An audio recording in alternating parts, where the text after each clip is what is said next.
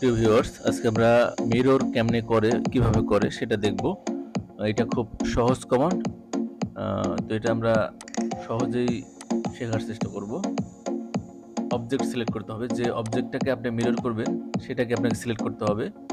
আর আমরা এখানে একটা লাইন টেনে রাখছি, এটা জাস্ট রেফারেন্স হিসেবে। যেকোনো জায়গায় ক্লিক করলে হয়, তারপরেও আমরা একটা রেফারেন্স টেনে রেখেছি। তো আমরা অবজেক্ট সিলেক্ট করলাম যেটা আমি মিরর করব। এরপরে MI means mirror, enter, MI enter. এখন আমরা এই অবজেক্ট যেটা লাইন টানছি সেই লাইনের এক পাশে ক্লিক করলাম।